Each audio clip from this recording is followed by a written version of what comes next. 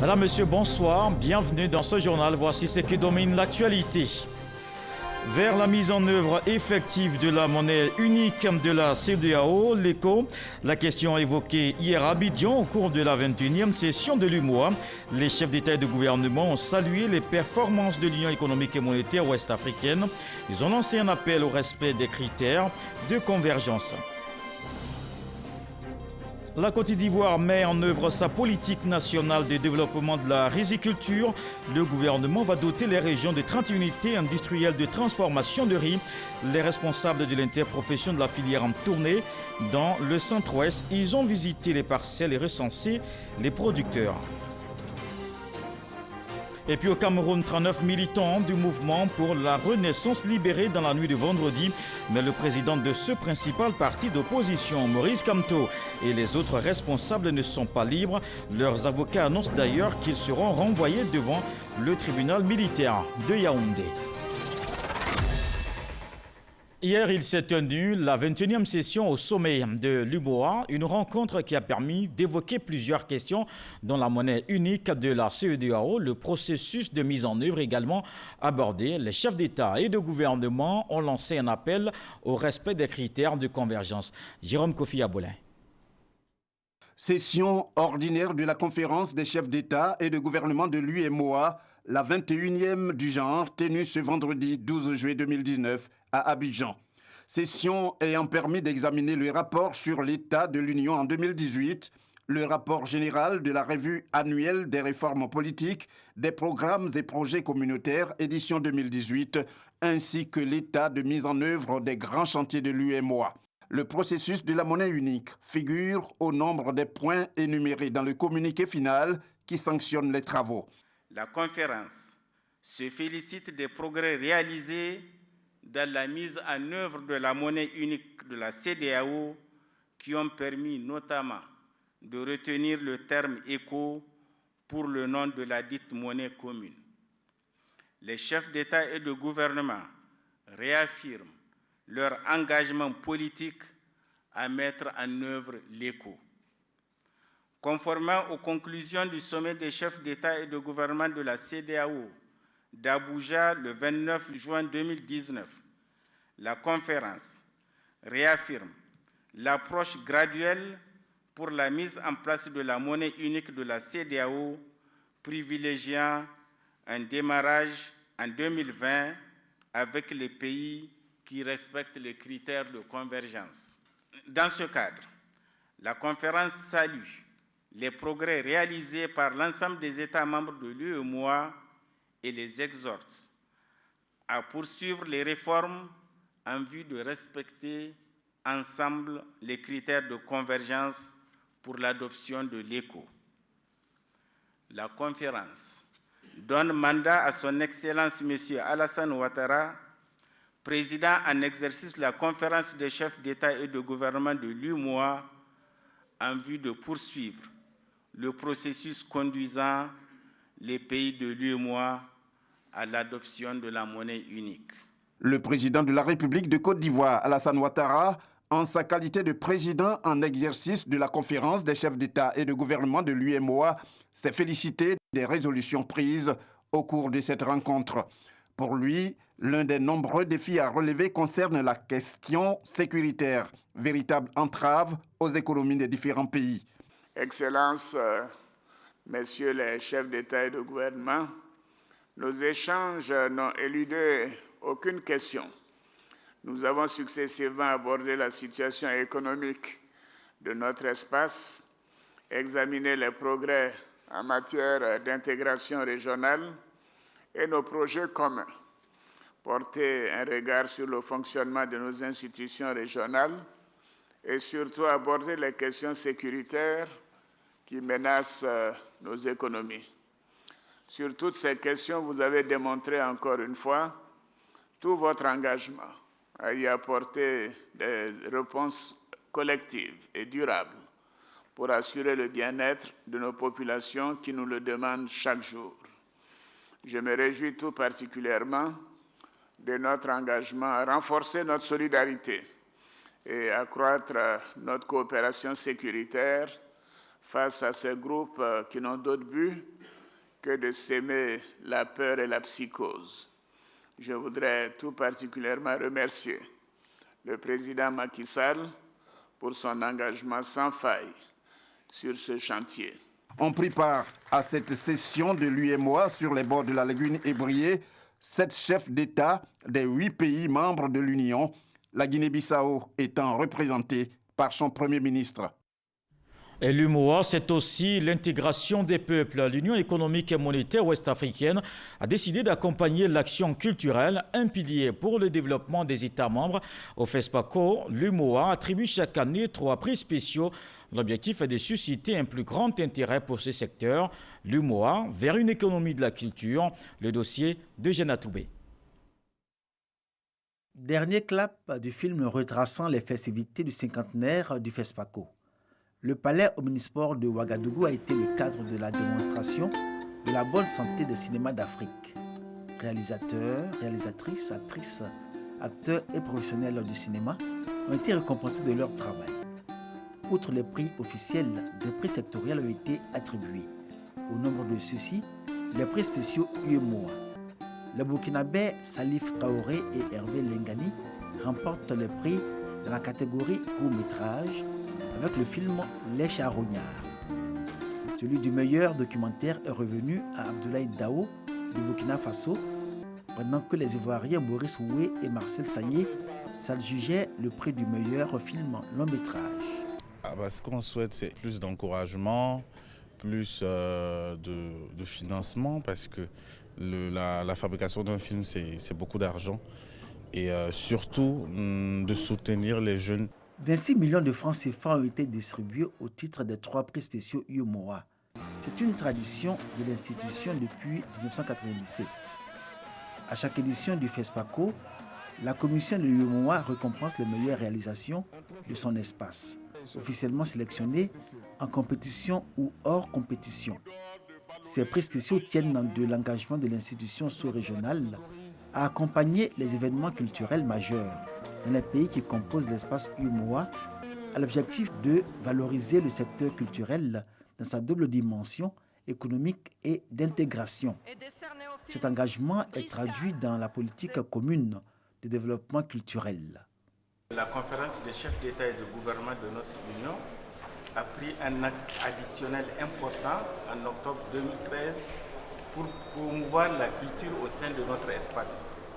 Nous avons arrêté un programme de développement culturel en 2018, doté d'un budget qui avoisine les 16 milliards de francs CFA. La culture s'est également donné rendez-vous au niveau de nos politiques sectorielles. Aujourd'hui, il y a des expériences édifiantes à travers le monde et à travers l'Afrique qui montrent que la culture, lorsqu'elle est soutenue et promue, elle peut contribuer au développement socio-économique d'un pays. La question de l'accompagnement des cinéastes en Afrique demeure une problématique majeure.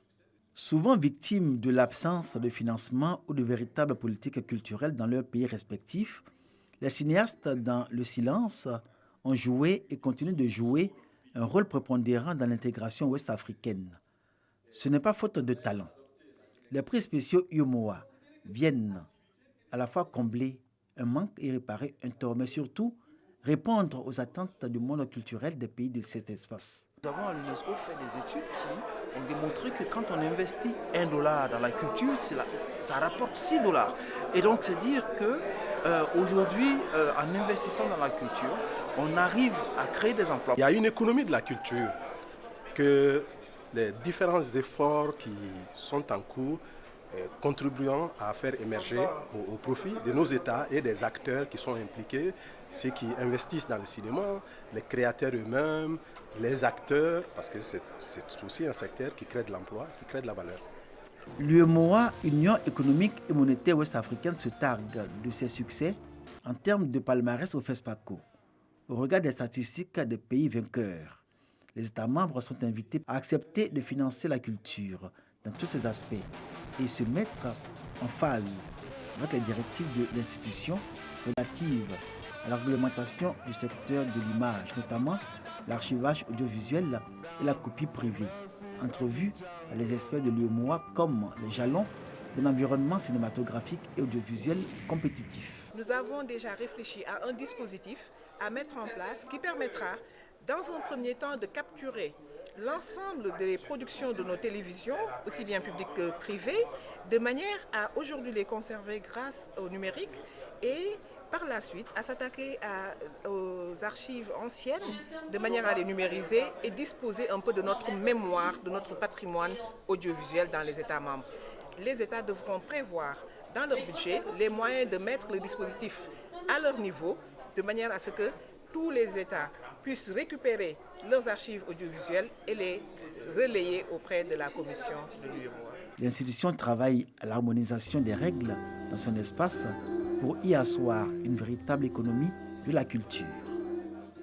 Et en Côte d'Ivoire, la culture occupe une place importante, tout comme le développement des infrastructures, des sites en pleine réfection à Abidjan, la place de la République au Plateau, les boulevards de France et des Martyrs à Cocody, la promenade du front de mer à Port-Bouët. Le ministère de l'Équipement et de l'Entretien routier fait le point des travaux d'embellissement pour un visage plus réluisant de la capitale économique ivoirienne, Lanciné Bakayoko. Avec ces travaux d'embellissement, Abidjan retrouve peu à peu son prestige de perle des lagunes. Au plateau, côté boulevard lagunaire, les travaux de décapage sont presque terminés sur les trottoirs et les terre-pleins. Au niveau de Cocody, boulevard des Martyrs et de France, des arbustes ont été plantés. Le terrain est en préparation pour l'engazonnement, l'installation des verdures et l'arrosage intégré. Très prochainement, des plantes verdoyantes viendront donc habiller les coins du sol. C'est le premier projet. C'est une première partie que nous appelons un projet pilote. Et nous avons pris cet axe qui est structurant et ça va s'étendre au reste de la ville d'Abidjan. À Port-Bouët, c'est le projet d'aménagement de la promenade du front de mer. Sur le site qui s'étend sur 8 km juste après l'aéroport Félix Houphouët-Boigny, les pistes piétonnes sont bien visibles. Il est prévu des aires pour des balades pédestres, des espaces de restauration et de loisirs, de sport, un espace plein air de détente. Ce que nous voulons passer à la population, c'est d'améliorer notre cadre de vie. Dans le cadre de vie que nous sommes, c'est de l'améliorer, de le rendre gai. Il y va même de la santé de chacun de nous et de prendre soin de ce que nous avons. Le but ultime de tous ces travaux est de mettre plus de nature près des populations pour leur confort et surtout pour leur bien-être. Justement, parlant de bien-être, voici une bonne nouvelle pour les producteurs d'EVA. 57 km de pistes relient les villages et les plantations dans la région de l'Agnébi-Tiassa. Des voies d'accès pour faciliter un meilleur écoulement des produits, des réalisations de l'Association des professionnels du caoutchouc naturel de Côte d'Ivoire. Des détails avec Franck Okwadio. Une journée ordinaire pour Ferdinand, planteur-seigneur de bois d'EVA. Au programme ce matin, lavage à 2 tasses, mais une inquiétude, difficile d'écouler la production, les plantations ici étant enclavées. Tu ne peux même pas sortir tes produits, il faut charger avec la tête. Voilà, pour aller dans un coin où les camions peuvent rentrer et puis aller vendre à l'usine. Ils sont plusieurs comme Ferdinand, cependant heureux aujourd'hui, leur calvaire va prendre fin. L'Association des professionnels du caoutchouc naturel de Côte d'Ivoire, APROMAC, sur 4 itinéraires dans l'Agnébi-Tiassa, mais aussi dans la région de Lamé, a initié des travaux de reprofilage sur 97,3 km. Un tour au village de Saoué. Bénéficiaire, le PCA de l'APROMAC est venu faire le constat des préparatifs. Ici aura lieu le jeudi 18 juillet prochain l'inauguration des 7 km de pistes agricoles mis à disposition par l'APROMAC. Inauguration faite par Amadou Gonkoulibaly qui sera représenté par le ministre de l'Agriculture et du Développement rural. Nous avons réalisé 57 km de pistes rurales qui relient les grands axes aux plantations et aux villages et aux campements qui sont sur le tracé. Puis il se trouve que la cérémonie devant se dérouler à Saoué, il fallait avoir accès au village de Saoué. Donc nous sommes amenés à faire des travaux complémentaires et c'est à ce titre-là que nous avons ajouté 4 autres kilomètres. Le lieu de la cérémonie et les sites d'accueil, tous visités par la délégation de la Promac. Salué dit être prêt à recevoir Coulibaly Sangafoa, le représentant du Premier ministre. On est heureux parce que beaucoup de choses ont été faites. Aujourd'hui, tout a été réhabilité, surtout la portion la plus importante a été réhabilitée. Donc les gens peuvent facilement se rendre dans ces plantations-là. Notons que depuis 2010, à travers le Fonds de développement EVA et dans le cadre du programme d'appui à l'accès aux plantations d'EVA en Côte d'Ivoire, 2100 km et 63 dallos ou petits ponts ont été réalisés par la Promac. Et on va s'intéresser à un autre produit agricole. La Côte d'Ivoire met en œuvre sa stratégie nationale de développement de la riziculture. Le gouvernement va mettre en service 30 unités industrielles, l'interprofession de la filière est sur le terrain avec les leaders de pôle, les producteurs du centre-ouest recensés. Le reportage de Kader Sogodogo. La Côte d'Ivoire veut atteindre une production de riz paddy de 1,966 millions de tonnes en 2020, ce qui va représenter un taux de consommation nationale de 102,10%. Le 7 juin 2018, en Conseil des ministres, le gouvernement, grâce à la coopération avec l'Inde, a prévu la mise en service de 30 unités industrielles de transformation de riz paddy. 12 pôles de production identifiés dans le pays. Dans le pôle centre-ouest 2, qui prend en compte les régions du Gor et du Lodjibois et les départements de Saint-Fra et Tiasalé, la production rizicole est forte, plus de 57% de la part nationale. À Saint-Fra, les acteurs, avec en première ligne l'organisation interprofessionnelle de riz, sont à Tiezan-Cro 3. Le champ de riz est vaste. Toutefois, des difficultés existent. C'est avec cet instrument nous coupons le riz. On attend les machines pour venir nous aider, les batteuses, les laboureuses. Le président de l'organisation interprofessionnelle de riz, acteur clé de l'autosuffisance en riz du pays, veille sur l'atteinte des objectifs. Il est donc tout à fait indiqué que l'approche de la mécanisation soit partagée avec les acteurs que nous sommes. Pour l'autosuffisance en riz de la Côte d'Ivoire, le partenariat public-privé met en place des leaders de pôle. Celui de la zone 2 compte une unité de transformation à Gagnois, une autre à Tiasalé. Celle de Saint-Fra attend toujours sa construction. En attendant la concession du gouvernement à son partenaire, on s'active sur le terrain. Aujourd'hui, notre devoir, c'est de soutenir la chaîne des valeurs, appui à la production, transformation et commercialisation.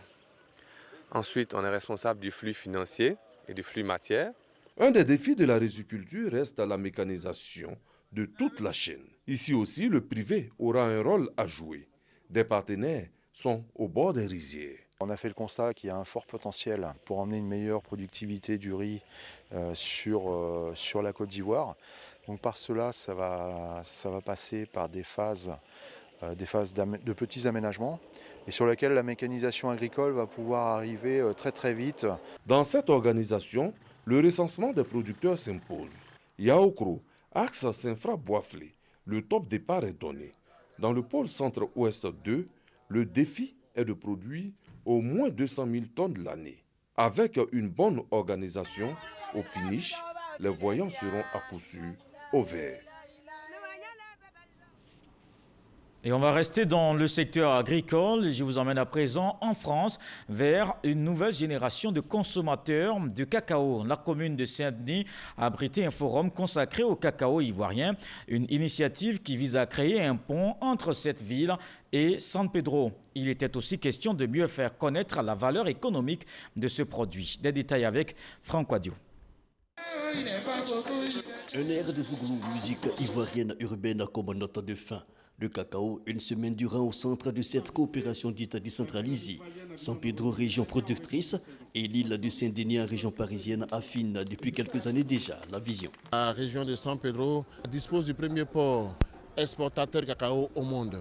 C'est pour cela aussi que nos amis de San Pedro ont décidé effectivement de poursuivre l'idée qu'il est important que les jeunes consommateurs de France ou les futurs consommateurs de France, toute la population française, à travers d'abord l'île Saint-Denis, sache d'où est-ce que produit le cacao et comment est transformé en chocolat. Nous sommes une petite commune de 8000 habitants avec 85 nationalités, très modeste économiquement, mais très riche humainement. Et c'est cet élan de solidarité qui nous permet de faire énormément de choses et qui, j'en suis sûr, nous permettra de construire ce beau dispensaire dans la région de San Pedro. Exposition, formation, promotion du cacao de Côte d'Ivoire. L'initiateur, Désiré Begré, envisage à créer de nouveaux pôles de consommation tant en Occident qu'en Afrique, surtout en Côte d'Ivoire, première productrice mondiale de cacao soutenue ici par la communauté malienne et comorienne, un exemple de cohésion. Et tous ces trucs que vous voyez, c'est le travail des artisans maliens. Ça aide pour le développement de la région, de Ségou. Donc nous, on vend pour la région de Ségou. Ségou, c'est la 4e région, c'est le centre du Mali, c'est les zones où c'est attaqué, il y a des problèmes là-bas. Donc ces pauvres artisans ne peuvent plus venir vendre leurs produits. Cohésion et solidarité, mobiliser autour du cacao, mais aussi venir en aide aux démunis, rester au pays. L'association Cœur à Cœur a joué sa partition. La dégustation, c'était pas que le cacao, mais aussi le bon locaux ivoirien, la fameuse banane plantain frite à l'huile. Saint-Denis et San Pedro, coopération également entre Grand Bassam et Cannes en France. Les deux villes ont signé une convention. Elles s'engagent à promouvoir les potentialités culturelles et économiques. Les explications d'Issatio Nayo. La ville historique de Grand Bassam, désormais liée à celle de Cannes en France, c'est le fruit de la signature d'une convention de coopération internationale entre les deux villes. Ce lien scellé depuis la perle des palaces en France vise à développer une coopération aussi bien sur le plan culturel que la promotion de la francophonie.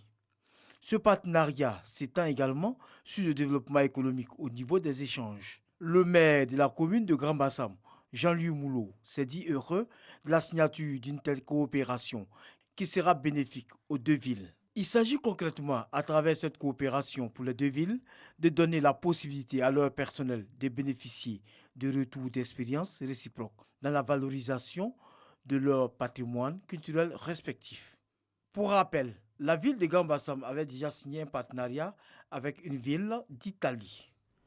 Une stratégie politique pour une stabilité en Côte d'Ivoire, une question autour de laquelle 30 jeunes leaders politiques du RHDP réfléchissent. Ils ont également évoqué les prochaines échéances électorales. Ils étaient en séminaire, une rencontre initiée par Force 2015. Elle vise à mobiliser les militants. Michel Digré. Ils sont 30 jeunes leaders politiques issus des 94 coordinations du mouvement Force 2015. À 15 mois de la présidentielle de 2020, ils sont outillés aux notions de mobilisation et d'encadrement des militants avec en point d'honneur la stabilité du pays au-delà des enjeux électoraux. La Force 2015 veut partager avec tous son dynamisme, sa volonté et son courage afin que nous soyons préparés dans la responsabilité, dans le respect de l'adversaire, dans la bonne conduite et la manière de faire à gagner l'élection de 2020 dans un climat de stabilité et de paix, quelles que soient nos divergences et l'envie pour tous les partis politiques ou personnalités politiques de gagner. En 2020, tout commence maintenant. Il faut multiplier ce genre d'initiatives pour que les jeunes puissent avoir les arguments nécessaires afin de convaincre les uns et les autres que c'est le RHDP qu'il faut choisir pour 2020. Cet atelier fait partie de la série d'actions initiées par le mouvement Force 2015 dans la perspective de la préparation de la présidentielle de 2020. L'actualité politique, c'est aussi le parti leader qui est désormais au RHDP. Ce nouvel adhérent s'active déjà sur le terrain. Il a élaboré plusieurs stratégies de conquête des militants. On voit cela avec Éric Goré. Leader fait partie des formations politiques de l'opposition qui ont rejoint le RHDP pour sa politique sociale. En plus d'avoir intégré le RHDP, Leader veut œuvrer efficacement pour la victoire de cette coalition en 2020. Sa stratégie, la proximité. Rencontrer les militants et leur demander d'être réalistes. Un président qui est prêt pour toute ta population et il travaille pas pour lui-même, il travaille pour les Ivoiriens et nous avons vu le travail abattu. Nous sommes fiers de lui. Le président Alassane Ouattara est en train de changer la figure de Yamoussoukro. Après Yamoussoukro, je prends le tronçon Yamoussoukro-Daloa qui est en pleine réhabilitation. Je vois le pont de Boisflé qui a complètement changé, qui est devenu un nouveau pont ultramoderne. Je vois les infrastructures routières qui se développent partout en Côte d'Ivoire, dans le nord, dans le sud, à l'ouest, partout en Côte d'Ivoire. Cette rencontre de proximité commence par la commune d'Anyama. Elle s'étendra dans d'autres villes de la Côte d'Ivoire. Du siège, nous avons trois grandes villes que nous allons parcourir. À Yamoussoukro, qui va prendre en compte les différentes régions du Nzi, du Hambol, du Beké, du Tchologo et du Poro. Ensuite, nous serons à Man pour tout le Grand Ouest, Kavali, Guémon, Tonkpi, Kabadougou, Folon et ainsi de suite. Et puis nous allons terminer à Bassam avec ceux du Sud Komoué, Gontougou et la région de Lamé. Leader entend jouer pleinement sa partition, chercher ses militants dans toutes les contrées de la Côte d'Ivoire pour faire passer le message. Radio Côte d'Ivoire aux couleurs des vacances. De nouvelles émissions lancées jeudi dernier. Les équipes vont sillonner l'intérieur du pays. Les responsables veulent à travers ces productions sensibiliser les jeunes à adopter des comportements sains. Jean-Marc Djadji, Didier Nguessan. Prestation d'artistes musiciens au studio Paul Améoué. Une ambiance surchauffée pour marquer le lancement des émissions Vacances 2019 de la radio nationale généraliste Radio Côte d'Ivoire. 3 émissions thématiques sont au programme pour animer ces vacances, à savoir À nous les vacances, Radio Vacances et Golden Voice. Objectif de ces productions, sensibiliser la jeunesse ivoirienne sur les effets néfastes du tabagisme, du VIH-Sida et de la dégradation de l'environnement. Radio Côte d'Ivoire est une chaîne généraliste, mais notre vocation, c'est la triptyque que tout le monde connaît, informer, éduquer, sensibiliser. Alors on s'est dit, pendant les vacances, beaucoup de jeunes s'adonnent à des comportements à risque. Et après avoir fermé, j'allais dire, les manuels scolaires, il est bon pour Radio Côte d'Ivoire, conformément à sa mission, de continuer à éduquer ces élèves-là, tout en leur permettant de se divertir. Les ministères en charge de l'environnement et de la santé participent pleinement à ces différentes productions. C'est un lieu d'échange, un lieu où nous pouvons véhiculer un message pour un changement de comportement. Parce que vous savez que la période des vacances est une période où les enfants cherchent à s'évader. Donc ils oublient les comportements sains. Donc c'est pour leur rappeler les comportements sains. Et au travers de ça, leur donner les bonnes informations sur le VIH-Sida. Parce que le problème aujourd'hui, c'est l'ignorance. Nous avons une mission de sensibilisation. Le résultat attendu, c'est l'amélioration des connaissances des populations. Sensibiliser les populations tout en les divertissant. Radio Côte d'Ivoire, avec ses émissions de vacances, va parcourir durant 2 mois le district d'Abidjan et l'intérieur du pays. Place à la 30e édition du festival Climbié Beach, un événement culturel qui se tient à partir du 9 août prochain. Un rendez-vous qui valorise les traditions du peuple et souvent le comité d'organisation annonce aussi plusieurs innovations. Davis Soyo, Astou Touré. Des baguettes frappées à l'unisson par le groupe traditionnel Akessé, accompagné de chants. Une orchestration pour donner un avant-goût de la 3e édition du FECBA, Festival Climbié Beach d'Assini. Rendez-vous annuel qui vise à promouvoir les valeurs culturelles, traditionnelles et surtout les atouts de la destination Assini. À cette édition, en plus des concerts géants, de la parade des guerriers et Souman, plusieurs innovations majeures sont annoncées. Pour la première fois, nous allons faire le festival sur 10 jours. Deuxième innovation, pour la première fois, nous allons démarrer le festival déjà par un concert géant gratuit. Et nous allons faire donc défiler tous ces 16 villages-là autour du roi pour montrer que nous sommes toujours un. À côté de ces innovations, un espace dédié exclusivement aux enfants baptisés FECBA Kids.